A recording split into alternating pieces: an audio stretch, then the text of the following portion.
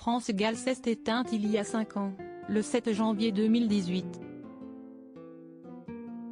Une disparition qui a marqué le monde de la musique française, tant la chanteuse alors âgée de 70 ans a eu une carrière musicale riche et dense.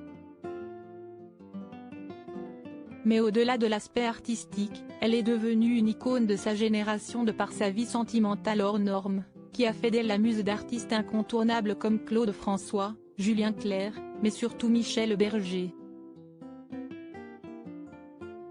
Le couple qu'elle forme avec ce dernier demeure l'un des plus emblématiques de la vaste histoire de la chanson française, tant leur complémentarité était évidente sur scène et en dehors. À l'occasion des 5 ans de la mort de France Gall, nos confrères du Parisien retracent dans un long article sur l'histoire de cette union, loin d'être une évidence à l'époque. Car avant de former ce duo indémodable et incontournable de la chanson française, Michel Berger a vécu une romance relativement similaire avec Véronique Sanson. Tout débute avec des collaborations professionnelles et l'amour finit inévitablement par s'incruster dans les relations.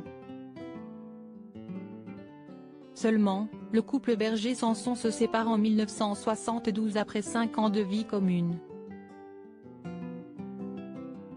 Véronique Sanson rompt brutalement, prétextant aller acheter des cigarettes, alors qu'elle part vivre aux États-Unis avec un autre musicien, Stephen Stills, avec qui elle se marie un an plus tard.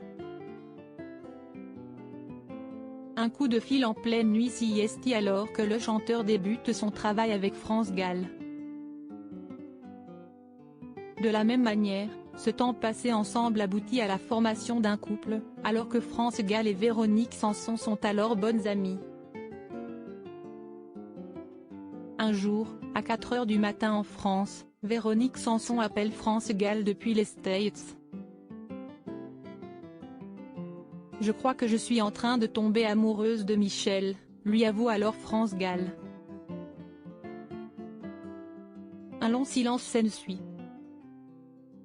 « Je ne sais pas comment on fait pour ne pas tomber amoureuse de Michel », lui répond Sanson avant de lui raccrocher au nez. Cette anecdote témoigne du froid qui s'installe entre les deux chanteuses, qui finiront par chanter même ensemble dans une émission devenue culte de Taratata.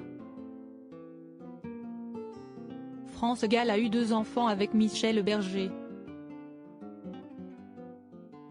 Pauline, née le 14 novembre 1978 et morte le 15 décembre 1997 à seulement 19 ans des suites de la mucoviscidose.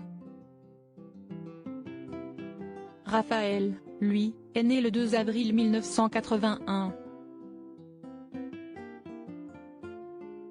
Et avec de tels gènes dans la famille, impossible pour lui de faire autre chose que de la musique, où il excelle à son tour.